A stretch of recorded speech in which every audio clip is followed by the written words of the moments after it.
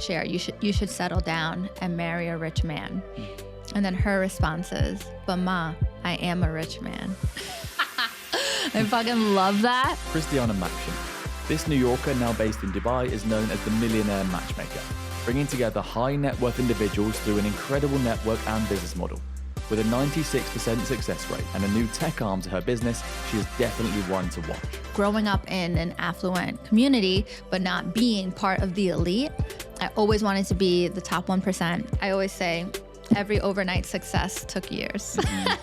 You might have really missed out on somebody who on paper isn't quote unquote the best. Then you meet them in person and it's like an incredible connection. The only way that you're going to survive in tech or maybe even being a business owner, right, is kind of having this delusional belief in yourself and in the product that it's gonna work no matter what. I've got a quick favor to ask you.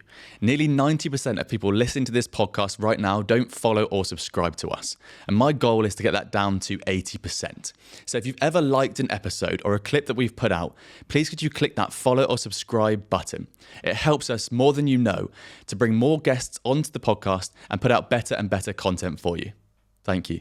Before we dive into this episode, I want to take a second to speak about our sponsor, Pith Stem, who we are thrilled to have on this journey with us. As someone who is always looking for ways to improve my healthy hustle, Pith Stem's DropTop desk stood out to me as the best full work from home solution on the market. The world of work from home is changing, and a laptop or screen perched on your lap or dining room table isn't enough anymore. It's imperative that we have a solution at home that matches our productivity station that we can have in our office. But of course, homes weren't made to be worked in, and not all of us want a dedicated study. That's why I'm so happy that Pith Stem created this perfect solution. They designed this desk with both the needs of the professional and their home in mind. It's perfect because it allows me to have a full productivity station that suits my needs and helps me get the most out of every minute that I spend at it, not only so I work comfortably, but that I actually enjoy it. And the best thing about DropTop, I can close and lock it at the end of the day to keep work and home separate. And it looks awesome on the wall. You can get your DropTop desk anywhere in the world from pithandstem.com or just Google DropTop and you'll find it pretty quickly. So this conversation is going to focus a lot around relationships and network. But I really, before we get into that, want to start with your story and who you are. And so I'm really interested in what early life was like in New York, in New York City. Oh my gosh, who am I?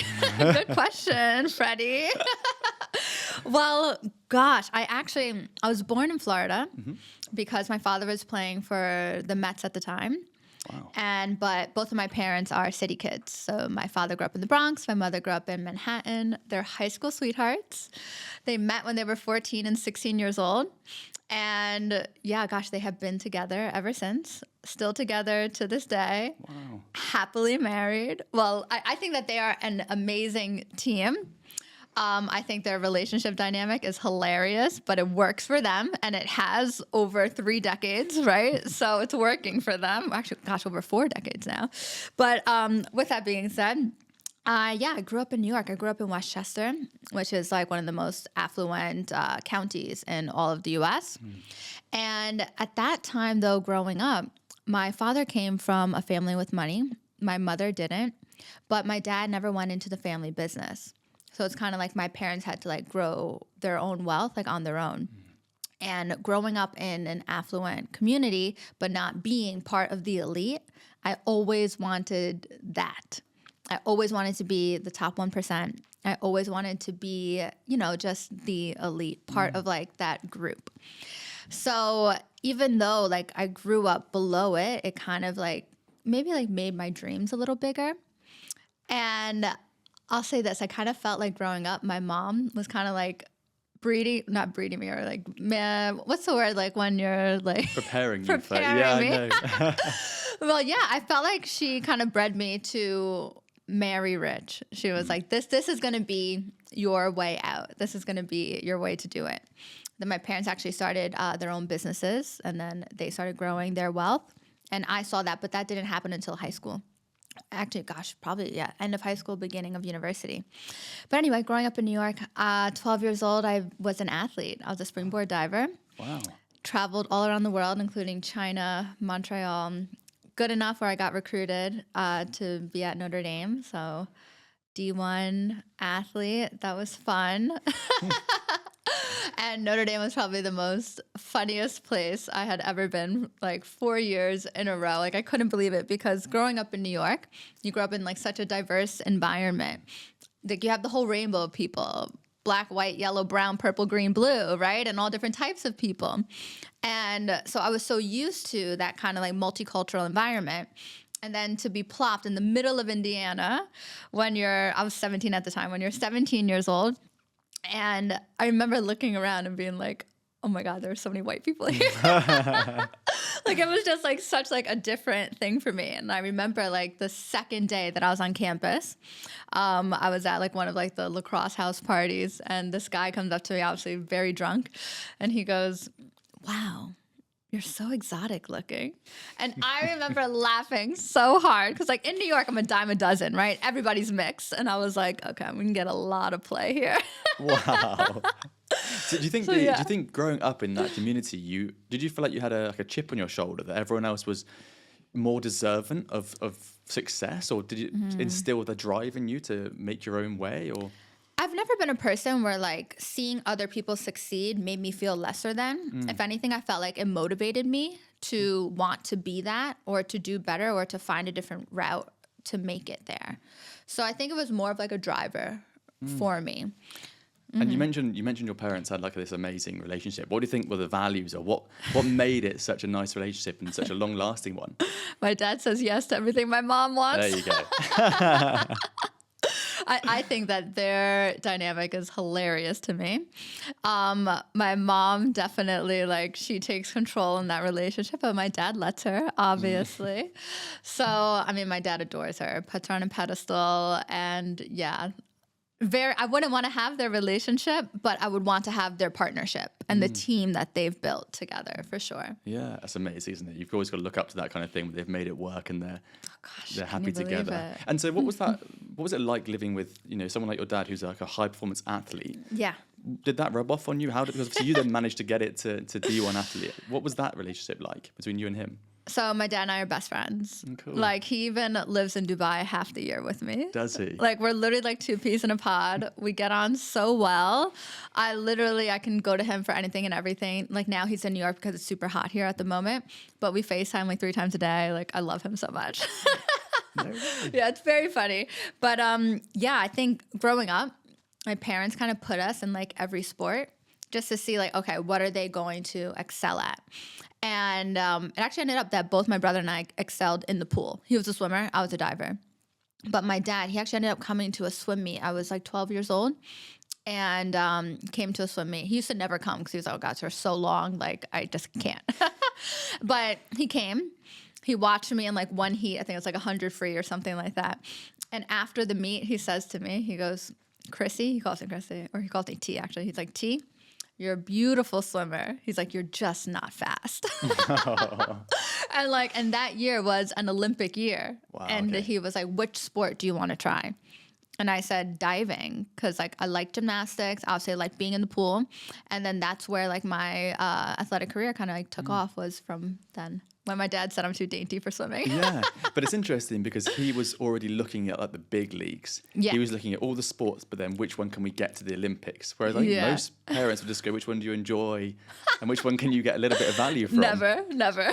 Really? In my house, it was like, my mom was like, you need to get straight A's. My dad was like, you need to excel in sport. Okay, cool. How many siblings do you have? I have one. Okay, so there's 2 of you. There are. Okay, interesting. Yeah. Oh, really? So it's quite an interesting enviroment you're in then. So it was super loving. And you're around people that were able to maybe stretch your dreams compared to how other people might live. Yeah. Because they had more than a lot of people. And then that actually affected you because you were able to then develop into an athlete and do well at school. And then you went to college and studied finance? Yeah, I did. So how did that happen? Well, it actually was funny because I hated reading. So even when I was a diver, right, I hated practicing. I'm just like an excellent meat diver. Like I show up and I just like perform. And my coaches used to always be like, what? Like, how did you do this? But I just like know when to like turn it on. And it was the same thing with schooling. I hated reading. I hated studying. I would just show up and just like ace a test. I would like cram like an hour, 2 hours before. That's just like how my brain works. So when I went to university, I was like, you had to choose which school which school inside the school to go to. And at that time, Notre Dame was the #1 undergraduate business school. And I hated reading and writing. So I was like, well, I've always liked math because it's a black and white answer. You're either right or you're wrong. So I went into finance. Kind of funny though, because I was saying before how my mom was like, you're going to marry rich, right? I was like, well, I'll probably just like find a husband here in the school. Did that rubbed off on you, the way that she was explaining to you what you were going to do with your life? It rubbed off and you thought, perhaps I don't need to work as hard at college because I'm going to find someone. I was engaged my freshman year. Oh, okay. Yeah, but to a doctor. Well, soon to be doctor, yeah. Not quite good enough. It's not finance. No, and then we split. Whoops. And I had a lot of So fun. then, okay, that's really interesting. So you obviously had a high performance upbringing, clearly gifted and talented in sports, but also in academia. On paper, yeah. Sure. And also a people person, as I'm sure we'll get into later on as well. So you tick all the boxes, right? So then what did you do after college? You went and you started working in finance? So was it senior year, junior year? I can't remember now. But I did an internship with Merrill Lynch. And then I decided after that internship, I was like, yeah, finance is not for me. And I remember literally saying, I was like, I'll just marry somebody who works in finance. Like literally, I was like, that's what I'll do. That way. Well, because like when you're in New York and like you were going down like the path, right, where you get a degree in finance, you become an iBanker and investment banking, kill yourself for 2 or 3 years, slot yourself into a hedge fund, and then like that's just kind of the route. And I was like, oh my gosh, the prettiest I'm ever going to be is in my 20s. I mean, I think I'm the hottest now, but at the time I was like, oh my gosh, I'm like so hot. I can't waste all of this hotness now. So I actually ended up getting my master's in education because being an athlete, I used to coach a lot. So I loved working with kids. And my mom was like, well, why don't you go into education? So I actually ended up teaching first grade and kindergarten in the South Bronx. And then found my finance guy, ended up here. So yeah, that's another story. That's really interesting, right? So actually you've tried all these different things and you've been good at stuff, but was your passion always with people or with connecting? Connecting, for sure. Like I was always the person in my friend group. Like my birthday was like the celebration of the year because I would bring together like all my different friend groups and I would purposely sit people next to each other. Like I have friends today that still are like, I cannot believe that you sat me next to ABC. They got me my first job in XYZ. Like, so like things like that. So, and I've always loved that and always loved like when I could help somebody find a friend, I could help somebody find a business partner, I could help somebody find a romantic partner. Like, I don't know, I just always got off on that. It's invaluable, isn't it? And, yeah. But I guess, so from that early age, how did you know who to connect them to? You either have a knack for it or you don't. I just think like, yeah, you either are good at it or you're not. So you roughly knew what they were looking for and you knew someone else had this sort of... Well, I think that #1 key is like your network, right?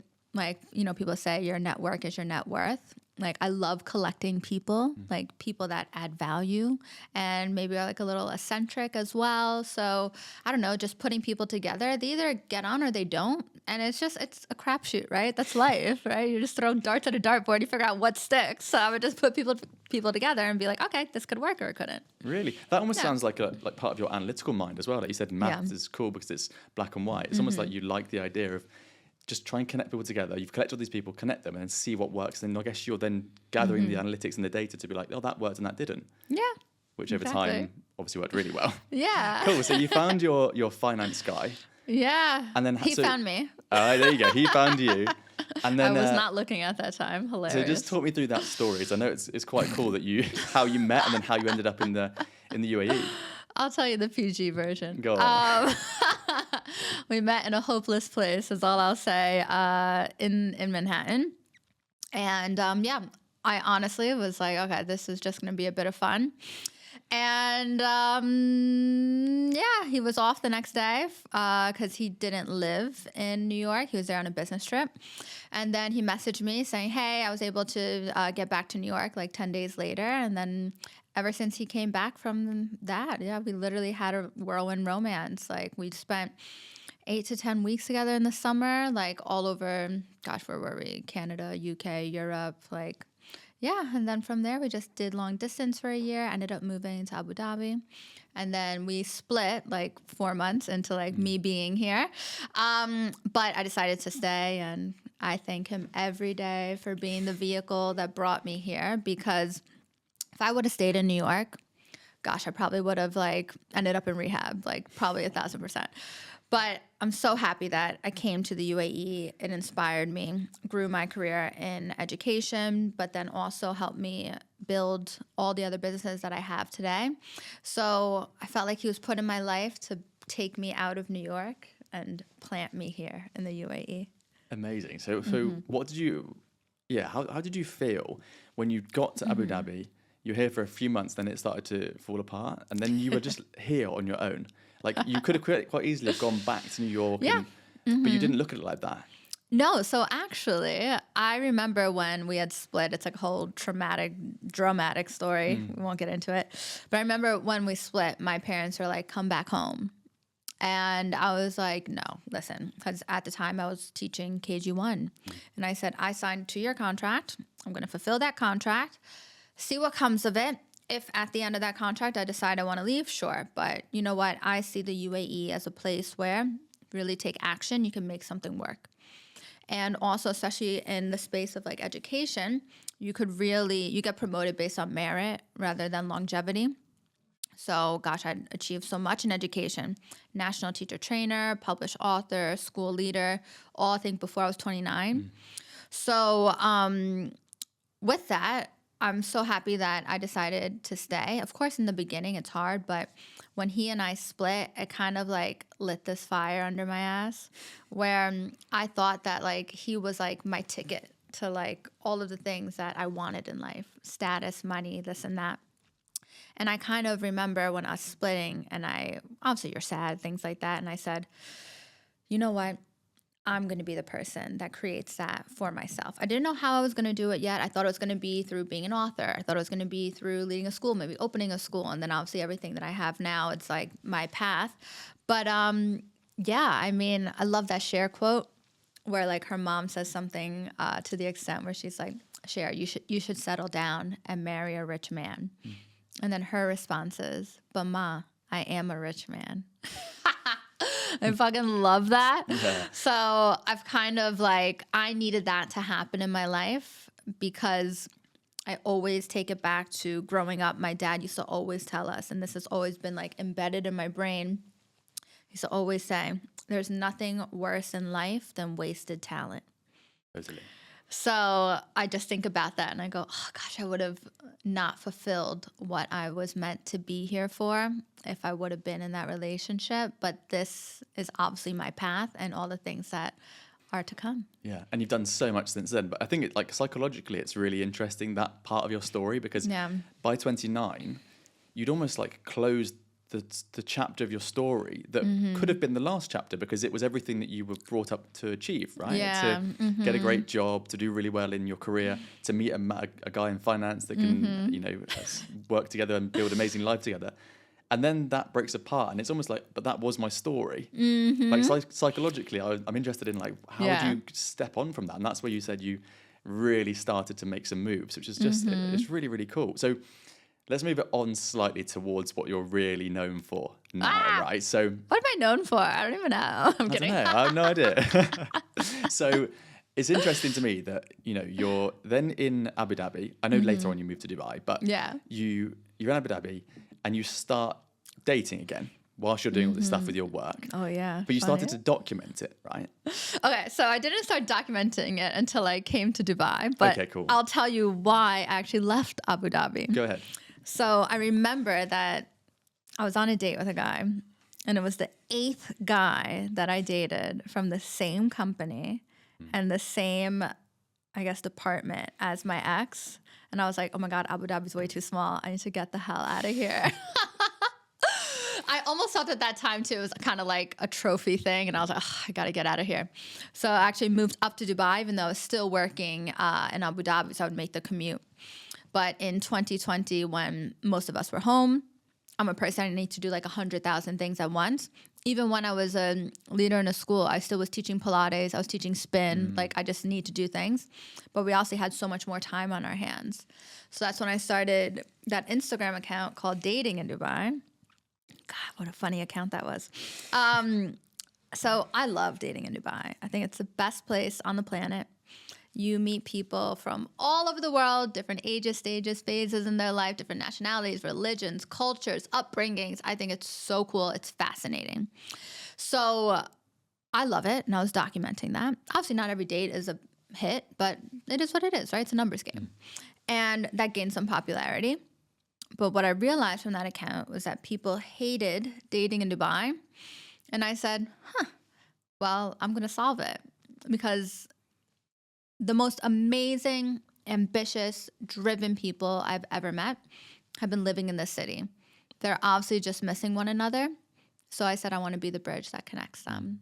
And that's where it all started. Did you know what matchmaking was before then? Or did you just you knew what it was before? Like, it wasn't something that you went for from the offset, though. It was something you sort of almost fell into. So I used to watch that show, Millionaire-Matchmaker. Ah, okay. And actually I had her book on my desk. So I only brought 6 books with me from New York, and that was one of them. Like, how random is that? That is crazy. And I used to keep it on my desk, and it almost is like, like manifestation, like visualization. And I remember just being like I didn't go to matchmaking school. Like, I was like, you either can do it or you can't, right? And yeah, that's when I opened up my agency. But what really sparked that was I was fired from being a leader in a school because they found out about my Instagram account. And basically, like, in so many words, just said that this doesn't match the ethos of our school. We're going to have to let you go. And I was like, okay. Like, at first I was like, oh, like, that was my identity. I was like, oh my gosh, I've been an educator for the past however many years. I can't remember now. And then, like, I was still on salary. I still had my visa. And so I basically had like 4 months, five months, maybe longer than that, to just like sit and think and be like, what am I going to do with this? But I remember them saying you can't do anything with dating in Dubai until your visa is up. So yeah, I just started brainstorming and being like, okay, what can I do? I just thought, well, if I were to hire somebody to manage my dating life, because at first I was calling myself a dating manager, I was like, what would I want? And then that's where, yeah, it all grew. It's so cool, though, isn't it? Because you're almost like trying to solve your own problem, which is where a lot of the best business ideas come from. Yeah, like, of course. Comes from the back of like, your whole story aligns with connecting and people and being around these affluent people when you were growing up. And then it just all works out together. I think that's really interesting. So what was the first step? Like, how did you find your first clients? It was one of my very good friends. Messaged me. We were talking about me building this business, and she's like, I have a client for you. And I was like, okay, sure, let's do it. So it was this guy who was like known in like the crypto world. And basically he was my first client. And like back then, that was October 2021. I was charging 10,000 dirham for 3 dates. Wow. Now it's not that. No, I know.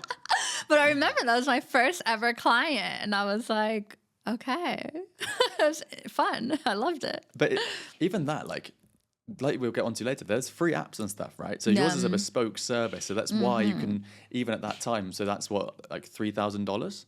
Yeah, US? 2,700 US. 2,700 US, yeah. So it's actually, so it's not a lot of money, but when you look at it the other way around, it's definitely an investment, which is really interesting. And this is the point which we spoke to before the cameras went on, which is like, this effectively is like a really high-end marketing, lead gen, analytics company, right? But trust is at its absolute core. So how the clients that you have now, how can they trust you? Like, how can they come to you and go, okay, I'm going to invest in this and I can fully trust you that you're going to find me another person that I haven't got to message and get to know. I can just go on a date and I trust that they're going to be aligned to me and my values. The number one way to be a successful matchmaker in the position that I'm in the agency that we've built, it's your network. You need to have people and the right people. And that's why these men come to us and hire us.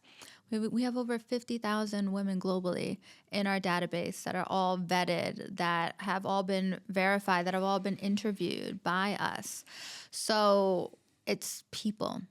It's not necessarily psychology. It's not knowing everything and anything about this client. It's putting people together. That's it. That is exactly what it is. And it's a numbers game. Dating is a numbers game. And when you have the numbers on your side, and obviously there's concierge built into it, but you have the numbers on your side, that's how you find success. So you wouldn't necessarily say it's going to take 5 dates. It might take longer, but because sometimes it happens on the first date. I'm not kidding you. But you've got like a Not 96% success rate over time. Yep. Okay. And these people now are spending up to $250,000 US dollars. Okay, it's gone up, right? That's the most a client has spent. So they're spending to this day. It's getting towards $500,000 US dollars. Yeah. Right, which is really cool though, because I know that you offer a number of things. It's not like we're just going to find you a few dates. There's a number of things you can do. Exactly. And so are you finding, I didn't know it had gone up actually, but are you finding that as you do that, your job is getting easier or harder? You know what? Each client is so individual in what their search is, in how they respond to feedback, in how they respond to dating, you know? Because everybody has gone through their own kind of things in this world, right? Everybody has different sets of expectations or what they deem as success when they hire a matchmaker. I would say that because of the popularity that I've gained and gosh, just my stamp on the internet, getting more women into the database, like that's the easiest part. We literally have like over 20 women apply a day. So like that's like easy for us, you know? It's we get to choose which clients we work with. And that's why the price has gone up and up and up. I've had to hire people on the team to take on other clients so that I can solely focus on like our VIP buyout clients. So it's interesting. I think like the more experience you have, obviously, in any industry, any business, the easier you feel it gets because you kind of just go, okay, I know it's going to work for this person. Okay, I got it. Yeah. Gotcha. Cool. We'll put you with that. It's literally like a numbers game on that side as well, isn't it? Yeah. There's a really good book that I've read, which is, I can't remember who it's by, but it's basically, the title is Someone's Got to Be the Most Expensive, Why Not Make It You? And and that's cool. Like I for you, that. it's perfect, isn't it? Yeah. You could charge $1 million a client, and you'll still get results. People will still pay for it because you've built that. 1,000%. You've built it up. Yeah, it's so cool. So, what do you think stands you apart? Like it is a business which obviously has Dubai Matchmaker as like your persona, but it is clearly global, and you've clearly got, I think, the biggest database in the world. Yes. So what are the things that you think stand you apart from other matchmakers? Like probably the person who was on your desk on that book, right? Yeah, actually, Patty, she's a cutie. I think that I also am probably, I mean, somebody correct me if I'm wrong, but I feel like I talk the most about matchmaking and dating on my platform. I don't see many other matchmakers that are like, they are the face of their business, where maybe they have like some kind of profile where it's like behind all of like these stock photos of like couples, which I think is like so impersonal, right? I do have a voice and I do have an opinion, and I think that some people will either gravitate towards it or they don't. And yeah, so I think that that's what sets us apart. But like the number one thing is just the results that we deliver. Like we expedite that process for people who don't have the time to search and swipe and waste their time with people who aren't qualified to be with them. You know, it sounds bad, but some people are qualified and some people are not, period. So we expedite that process for them. And the kind of clients that hire us, they're looking for things to get done yesterday. So that's why they hire us, is because of we have flawless systems. Just the concierge element of it, all they have to do is show up and then give us feedback. Give me your schedule. We'll tell you when she's available. We'll set it up for you. Just show up, give the feedback. That's all your job is to do. And then to fall in love. That's your second job. So if there's anyone listening who doesn't understand concierge and the matchmaking side, if someone comes to you and they're going to spend, I know there's different levels, but they're going to spend a medium amount of money with you, like what can they expect for the business to achieve for them? Yeah. So in order to like work with me personally, you have to be spending at least 6 figures US. If you want to work with my other team, we range from like, what is it now? Like 30,000 up until 90. And what that includes is unlimited matchmaking. Now, the reason why we offer unlimited matchmaking memberships, so you buy time with us, whether that's 2 months, 3 months, 6 months, whatever it is. The reason why we have unlimited is because there are other services out there that maybe only offer you like this price for this price, like what I used to do in the beginning, right? Sure, yeah. You get 3 dates. But then that puts a lot of pressure on you choosing the best 3 people, but then you might have really missed out on somebody who on paper isn't quote unquote the best. Then you meet them in person and it's like an incredible connection. You're like, oh my gosh, I would have never. Like, have you ever been on dating apps? Never. Okay. Well, when you're on a dating app, right? So I'll explain it this way. A lot of like the boyfriends that I've had in the past, even people that I'm with now, I would have never swiped right on a dating app. You know, I would have been like, oh, like he looks this way, or oh, I don't like his profile. Where like you meet somebody in person and they just shine, you know, and like they just have like this it thing about them. So anyway, the reason why we offer the unlimited is because we want you to say yes to as many people as possible, because like I said, it's a numbers game. And also the more feedback that we gather from you, from your dates, the more curated the experience becomes. So we are doing the interviewing, the vetting of qualified partners for you. It's your job to say yes. It is your job to give us your availability. And then it's our job to do the scheduling behind there. So we plan, book, confirm the first date, make sure everybody shows up. We then also gather the feedback separately from those dates to see if it was a good match or not. And then if it is, great. If you want a more hands-on experience where we basically take you through your relationship, you can always ping us about things. We're always talking to the girl. We're getting feedback. We're doing things like that. Yeah, we can do that for you. Or if you're just a person that, no, it's okay, I'll take it from here. Done. Yeah. I just want to briefly interrupt this podcast so I can talk to you about Nutrition Kitchen, who have kindly sponsored this episode. As entrepreneurs who are looking to stay as healthy as possible, fueling ourselves with high quality food without breaking the bank or wasting time can be tough day to day. Nutrition Kitchen solves that issue by delivering incredible meals to your door, tailored to your diet, whether you're trying to lose weight, build muscle, or maintain balance. They change their menus all the time so you can choose from a variety of dishes and leave the monotony of meal prepping behind. Now, back to our guest. In between there might be some clients who require some more coaching. We have coaches on staff, styling. There are some clients I'm literally like, we need to fix this. Some clients where I'm like, you need to go to the dentist. Like, we need to get your teeth fixed. Like, just things that, just to make you shine and give you the best chances in finding the type of partner you're looking for. It's like a really advanced algorithm. But isn't it? Like you're literally helping people to find each other and make that bond. It's really cool. What do you think? Obviously, you work a lot with like millionaires, billionaires, high-level entrepreneurs and execs. What do you think they are doing wrong in the dating scene at the moment? I don't think it's about doing something wrong. You know what it is? The like common thread between all of our clients is that they're time poor. They don't have time for the dating app nonsense. They don't have time wasted, because what I've found a lot in my career and working with these types of clients is that literally it's like a light bulb goes off in their head and they go, oh my gosh, now it's time for me to have a partner. Like the way that I have kind of assessed the situation is that a lot of men, they think about getting their ducks in a row. They go, first duck, career, amazing. I've achieved X amount of money. Next duck, house. I bought a house. I bought a car, whatever. Ah, shit, now I gotta fill this house. Third duck, I need a wife so I can have kids. So it's like they think about getting their ducks in a row, and it's usually that's the steps that happen, and then they come to us. It's kind of funny. Really interesting. Yeah. And is that a reason, that psychology behind like the male way of thinking? Is that why you work primarily with males? Because obviously you could do it the other way around, where you have a big bank of men and you work with the females. Yeah, I'll say this. Like, we still take on female clients. I don't, it's just been historically. Just usually that's who come to us for services. Females do come as well. We work with women before too. But just historically I work with a lot of men. And also like our database is like 98% female. So whenever we do work with women, it's like a very custom search. And then we'd have to like recruit outside the database, look specifically for this person. So yeah.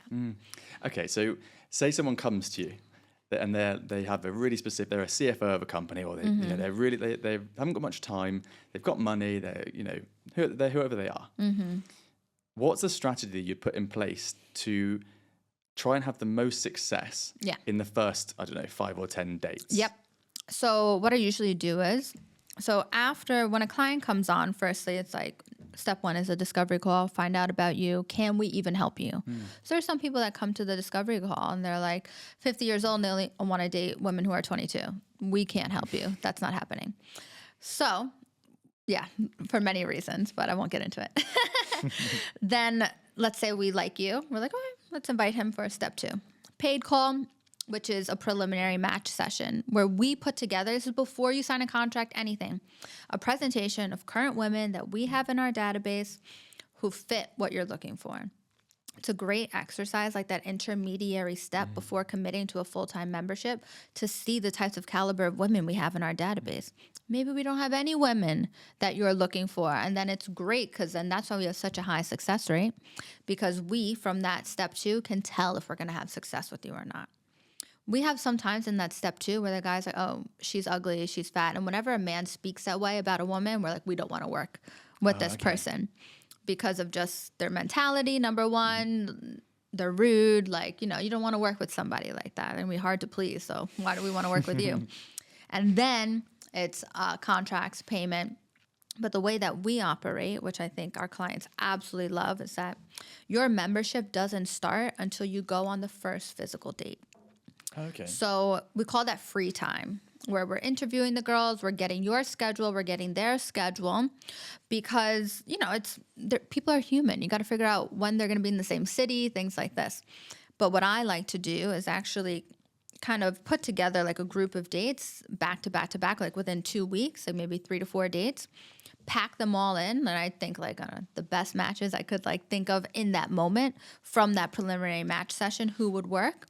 And then gathering feedback from that kind of like short timeline, that helps us find success the best, because it's like we're learning about you. And when you see 4 different people, 3-4 different people back to back to back, you're comparing each one of them, which is good for us because then we gather data. We can then analyze, okay, he liked A about this person, C about that person, D about that person. Okay, now we can curate the experience in order to deliver A, B, C, D. Yeah, it's just experimentation, isn't it? And testing and see what you can learn. Yeah. Is there anything that someone can do to improve the chances of successful dates? Yeah. So many things. Okay, go on. So what are the top things? What can someone do if they're like, don't cry, don't talk about your ex, don't get drunk. Yeah, there are so many things not to do. I think that. Or is there ever someone that you meet and you're like, this is going to be easy? Not just because they're good looking or something. Yes. But, okay, what are those characteristics? They're ready. Ah, okay. I have had 4 clients now that the first person I put them on a date with, they're still with. Wow. First match. That, like, I'm telling you, like, men are so interesting. When they're ready, they're ready. And it's all about alignment, timing. So I think about this, like when I speak to like friends and stuff, like you might be dating an amazing guy, but your timelines are different. He doesn't want marriage and family right now. He could be the most amazing guy. You're not going to change his mind. He's not going to change his timeline. It's not happening.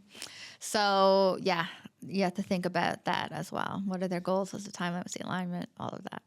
And this is where I think I just keep seeing that crossover between like effectively marketing and what you do, or any kind of business growth, because you can put a product in front of someone and you can spend whatever you want on ads. Yeah. But if it's not the exact thing they're looking for at that time, they're never going to buy it from you. No, correct. It's a very similar thing with you, right? You can put an amazing person in front of someone else. Yes. If they're not ready, 1000%. It's never going to work. Nope. Okay, so this business is really interesting, isn't it? And your whole the whole background is really interesting. Did you ever think that you'd become a tech founder? Never. Okay, so talk us through this, because you're raising a lot of money, you've got a lot of interest. Oof. This is a really cool way of sort of segueing the business and sort of almost simplifying it for people, because you're raising this amazing tech software. Yeah. So what I figured out with the offline agency we were just speaking about, Matchmaking, Millionaires and Billionaires, is that we only take on a certain number of clients per quarter. So we're turning people away. And we obviously it's a very niche market that we're servicing, but we're creating such amazing connection. And I had a client basically just like tell me like a super success story, and he just said, he was like, what you do is magic. He's like, but it's not scalable. What are you going to do with that? And he was in tech. He was like, you need to build a tech product. And I was like, what does that even mean? And then, you just put your head down, you expand your network, you start asking questions, start talking to people, start getting invited to places. And we basically have essentially digitized the offline agency and created Maxion, which is not just for high net worth, ultra high net worth, but right now we're localized in Dubai, expat connections. And what we do is we are targeting accomplished professionals, successful individuals. Anybody can apply to be on the platform, but we look at your LinkedIn. You have to be passport verified, so it's a certain caliber of people that come in. And then it's paid. There is no free. It's not 300,000 US, I promise you. Starts at 149 dirham. That's per week. And then it goes up to 1,000 dirham for 3 months. So it's affordable. Yeah. But it's Very still affordable. really qualified. And is that what sets you apart from the likes of like Tinder, Bumble? Yeah. So our service is, I say we're not a dating app. Okay. We're a matchmaking app. Yep. So once you choose a membership, every day we send you a compatible connection. I see. You're not swiping. So you're still using your expertise and knowledge. Exactly. Well, it's an algo, so Sure, there's no humans involved. Sure. But we send you a compatible connection. Up to you whether or not you say yes, maybe pass. I always, and this is a trick, if you are on Maxion, put them in your maybe pile, no matter what, because then it clears them from your queue, and then you can look at them later to be like, oh, maybe I'm interested, and then make a decision later on. Sorry, that's just like a little like tip if you're on Maxion. But anyway, so, and then once you have a mutual connection, so I say yes, you say yes, there's no messaging. We cut through all of that wasted time, all that BS, and our tech plans and books the first date. Plans? Yeah. So you put in your availability. I choose from whichever one or vice versa. And then you can book a restaurant through our app. All tech. Wait. So you have partnerships with restaurants? Or that's an opportunity for later on? Yeah, we do. I can't reveal how we do it, but we're connected to restaurants. I think it's like over, I forget how many, hundreds? I don't know. Something like that. Okay, cool. So what's really exciting about this is that like Tinder's massive. Yeah. Bumble IPO'd, I think they're over $1 billion. Yeah. US? Check it now. When they IPO'd, it was like 2.2 bill. Yeah. But like now it's different. But Sure. anyway. Mm-hmm. But they did really well right Yeah, off the bat. amazing. And they're both so different to what you do. Yes, correct. So there's the legs here is actually quite incredible because it comes down to the quality of the person. Yeah. And you're still relying on what fundamentally is a really successful algorithm, whether it's built into the tech or you've done it yourself. Okay, really interesting. So how has that been? How has it been building this tech product? What's the difference? Okay. Being a first-time tech founder, it's so funny. Like everybody sees like the thing that I've built now, right? I always say every overnight success took years. But everybody sees what it looks like now. So I mentioned earlier that my father lives with me half the year. He basically moved to Dubai last August when I was building the product. So in August 2023. And he was with me in order to keep my head on straight. Because it was a very hard process building the product, launching it. Number one advice to tech founders, don't outsource your live product, but that's for another day. Anyway, very, very hard. A lot of things go into it, especially raising money, running out of money, raising money, running out of money. Like there's so many ups and downs in it.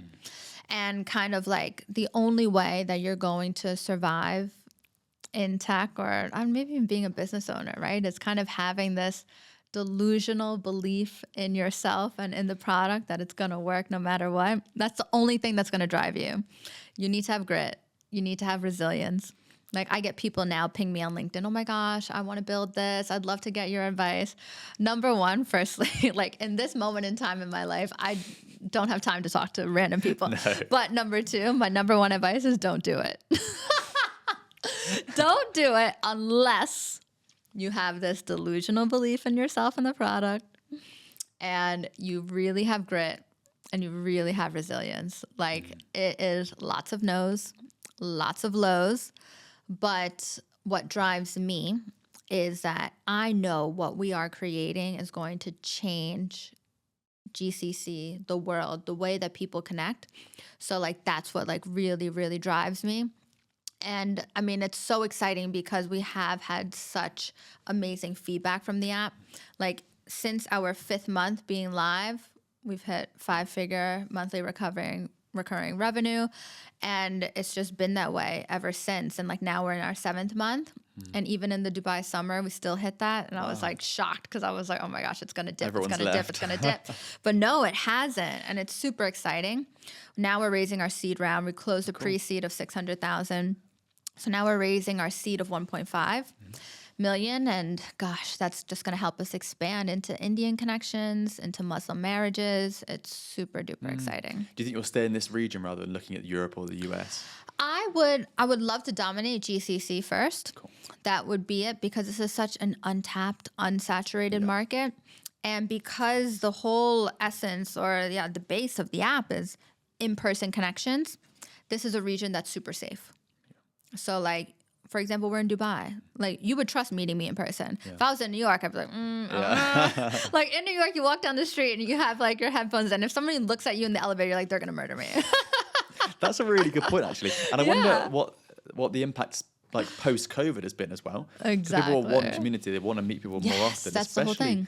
And here it's safe to do so. That's a really good point. Exactly. Yeah. So rather than just swiping right or messaging, it promotes in-person meetups in pre-vetted restaurants. And exactly. And pre-vetted people, right? Yeah, so it's super safe. Exactly. And what I like about it too is that inside the app, like the way that we connect you is also you have to put in like your life goals, your personal values. So you get to see things like that isn't necessarily on other apps. So it's good. So it's almost like you're taking away, like you said earlier, you're taking away the likelihood that you might meet someone who's right but is at a different point in their life because you already asked them what point in life they're at. Yeah. That's really cool. Yeah, and it's interesting too because I think that some people too might confuse the two things that I do because some people who have joined the app, right? They're like, oh, so this is like only millionaires and billionaires. I'm like, bitch, you got on. You ain't a millionaire. I'm like, it's for accomplished professional, successful individuals. But yes, of course, you can be a millionaire, billionaire, and be on the app. But I think that this is a way for me to reach a much wider audience and create connection on such a grander scale. So that's the most exciting part. And like you said, it's super scalable, right? And you've got something that everyone can use and it helps build the whole thing out. So what's the vision for it? You want to just connect as many people as you can? Vision. Gosh, there's so much to it. Yeah, and like there's elements of AI in it as well. Cool. And what I love in what we're creating is that we really want this to be like a one-stop shop. I know people hate the word super app, but I like it. Super app. For dating and connecting, right? Like I want to be, let's say you and I we're meeting, maybe friendships, right? Just connections, right? You and I are meeting for lunch, Zuma, 2 p.m. Tuesday. Our app knows what people wear to Zuma lunch. They know your size. They know what your style is, and they send you your shopping bag before. Hey, don't forget to wear this to Zuma. No, just depending on the subscription that you've gone for. Yeah. Oh, okay. That's really interesting. Yeah. So because link also, it with UNAS, done. You get in 2 hours. And Dubai's amazing because everything's done on a handshake. You've got to meet people, right? So this actually could solve all of those issues of like, should I go for coffee with that person? Well, let me just check their profile first and see what they like. Well, the way that I see it as well, and like right now it's for romantic connections, but I always had this vision, even the beginning, but it just didn't make sense product-wise to launch at the same time, for friendship. Where like how many times do you see a friend and be like, oh, let's do coffee, and it never happens. Sure. And it could just be like, oh, you're on Maxion, right? Okay, send you a thingy, the app. Hey, you're both free Wednesday, 3 p.m. Makes friendship even easier. Yeah. Which again, like, is so important when everyone's doing everything online, on Zoom, on Google Hangouts. Yeah. Like it's so easy to do podcasts online, but the in-person bit is so much more powerful, I think. And I think people lean into that as well. Like, people will watch this because it's an in-person conversation. Yeah. And it's the same with the app, right? People need to be together.